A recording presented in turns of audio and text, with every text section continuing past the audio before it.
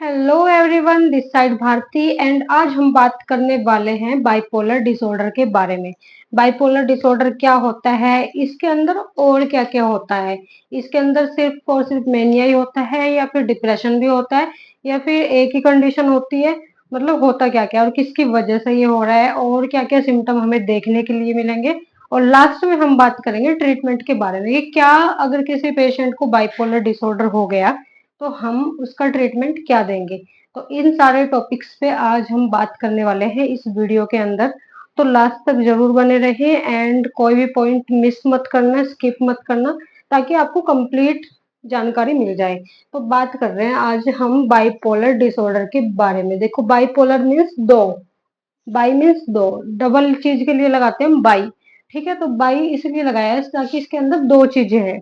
तो होता क्या है इसके अंदर, तो बात करते हैं बाइपोलर डिसऑर्डर की डेफिनेशन के बारे में।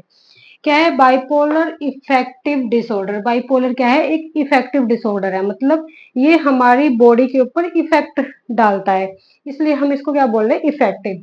ठीक है, तो इस वर्ड का मीन्स है इफेक्टिव। हमारी बॉडी के ऊपर कुछ ना कुछ इफेक्ट ये डाल रहा है, ये इफेक्टिव डिसऑर्डर है।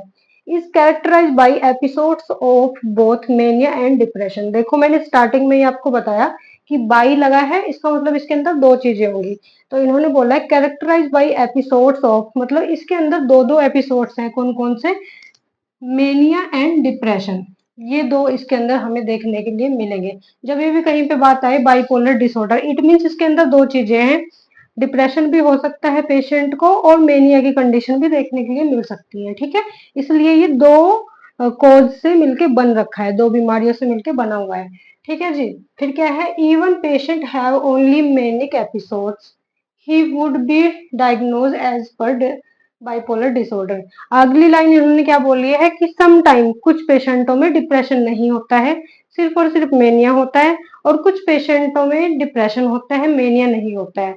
तो यहाँ पे इन्होंने वही बात बोली, even patient have only manic episodes. अगर पेशेंट के अंदर मैनिक एपिसोड्स भी है, खाली डिप्रेशन नहीं है, यहाँ पे सिर्फ और सिर्फ बोल रहे हैं अगर मेनिया की कंडीशन भी है पेशेंट के अंदर, तो हम उसे भी क्या डायग्नोज करेंगे, बाइपोलर डिसऑर्डर के अंदर। ठीक है, तो ये सीधी सीधी इसकी डेफिनेशन थी। बाइपोलर डिसऑर्डर क्या है? एक इफेक्टिव डिसऑर्डर है जो हमारी बॉडी के ऊपर इफेक्ट डाल रहा है। इसके अंदर दो बीमारियां हमें देखने के लिए मिल सकती है, मेनिया की कंडीशन भी देखने के लिए मिल सकती है एंड डिप्रेशन की कंडीशन भी। लेकिन अगली लाइन इन्होंने बोली है कि अगर पेशेंट के अंदर सिर्फ और सिर्फ मेनिया की कंडीशन है तो भी हम उसको बाइपोलर डिसऑर्डर बोलेंगे।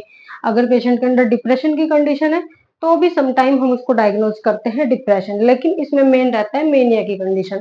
ठीक है, फिर होता है इसकी अगली जो कंडीशन रहती है वो होती है हाइपोमेनिया। इसके अंदर एक फेज आता है हमारा हाइपोमेनिया। ये क्या है? these symptoms are same to mania but not severe enough to lead significant impairment in the social and occupational functioning। क्या बात हो रही है हाइपोमेनिया में?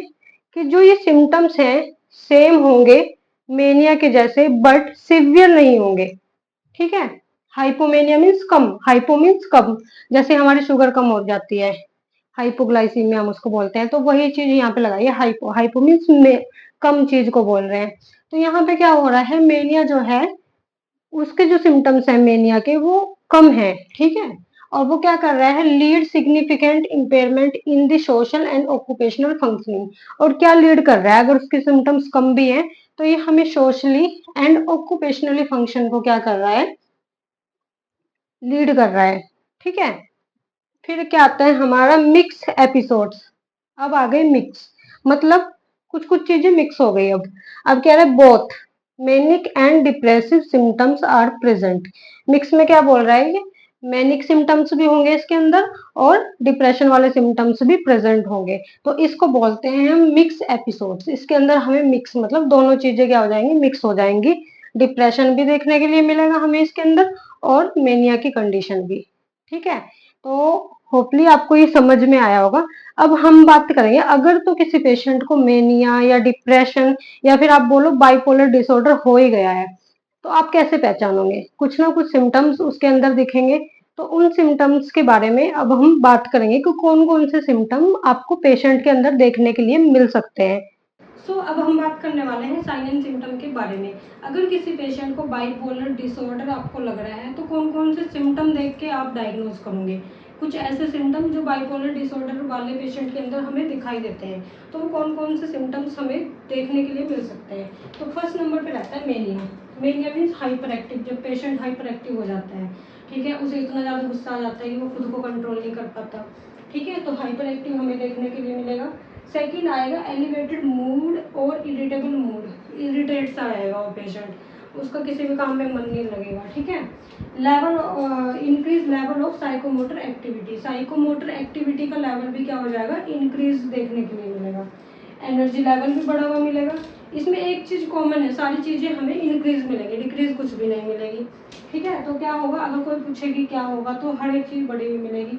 मेनिया होगा, उसे हाइपर एक्टिव होगा, वो एलिवेटेड रहेगा, उसका मूड इरिटेबल रहेगा वो, ठीक है। लेवल ऑफ साइकोमोटर एक्टिविटी भी उसकी इंक्रीज रहेंगी, एनर्जी लेवल भी इसका बढ़ा हुआ रहेगा।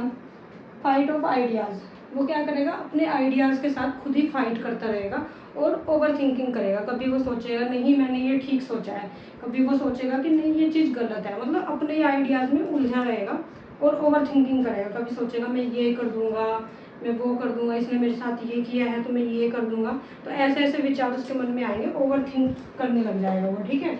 लैक ऑफ कंसंट्रेशन, इसका क्या मतलब हुआ, वो किसी भी काम को अच्छे वे से नहीं करेगा, कंसंट्रेट करके नहीं करेगा जैसे वो पहले करता था कि उसे बहुत अच्छा लगता था काम करना, लेकिन अब उसे उसमें कोई इंटरेस्ट नहीं रहा है, ठीक है। कंसंट्रेट नहीं करेगा वो काम में और इंटरेस्ट भी कुछ खास देखने के लिए नहीं मिलेगा उसका। तो अब हम बात करेंगे इसके ट्रीटमेंट के बारे में। तो ट्रीटमेंट क्या रहेगा इसका, सबसे पहले हम इसके अंदर क्या देंगे, मूड स्टेबलाइजर। क्या बात हो रही थी कि इसका मूड जो है इरिटेबल रहेगा, एलिवेट रहेगा, हाइपर एक्टिव रहेगा, तो हम क्या करने की कोशिश करेंगे, उसके मूड को चेंज करने की कोशिश करेंगे। और मूड चेंज के लिए हम कौन से ड्रग देते हैं, लिथियम, लिथियम देते हैं और वेल्पोरेट देते हैं। ड्रग ऑफ चॉइस जो रहती है बाइपोलर डिसऑर्डर में या मूड डिसऑर्डर में हम क्या देते हैं, लिथियम, ठीक है। इसके ऊपर क्वेश्चन भी आता है कि मूड को चेंज करने के लिए कौन सी मेडिकेशन देते हैं, बाइपोलर डिसऑर्डर में हम कौन से ड्रग ऑफ चॉइस रखते हैं, तो लिथियम है, ठीक है, और वेल्पोरेट भी देते हैं हम सेकंड चॉइस में। फिर आता है हमारा एटिपिकल साइकोटिक्स। एटिपिकल साइकोटिक्स में हम क्या क्या देंगे, ओलेंजीपाइन देंगे एंड क्यूटिपाइन देंगे। कितनी अच्छी ड्रग्स हैं, ओलेंजीपाइन एंड क्यूटिपाइन, ये दो ड्रग्स हम देंगे किसमें, एटिपिकल साइकोटिक्स में, ओलेंजीपाइन एंड क्यूटिपाइन। फिर आते हैं हमारा बेंजोडाइजिपाइंस देते हैं हम, ये तो बहुत दी होगी, क्लोनाजिपाम देते हैं और सेकंड लोराजिपाम देते हैं, ठीक है। इससे क्या होता है, पेशेंट सो जाता है शॉर्ट टर्म के लिए। फिर देते हैं हम एंटी डिप्रेसेंट ड्रग्स देते हैं हम, SSRI देते हैं एंटी डिप्रेसेंट में, और ECT देते हैं हम कब, अगर पेशेंट को नीड हो तब। तो ये सारे जो टॉपिक्स हैं होपली आपको कवर हो गए होंगे, आपको समझ में आ गए होंगे। बहुत इजी वे से मैंने ये लेक्चर प्रिपेयर किया है, लेकिन अगर आपको समझ नहीं आ रहा है या कुछ इशू है तो आप कमेंट जरूर कर सकते हो। और अगर ये वीडियो आपके लिए हेल्पफुल रही है तो हमारे चैनल को लाइक एंड सब्सक्राइब जरूर करें। मिलते हैं नेक्स्ट वीडियो में, बाय बाय।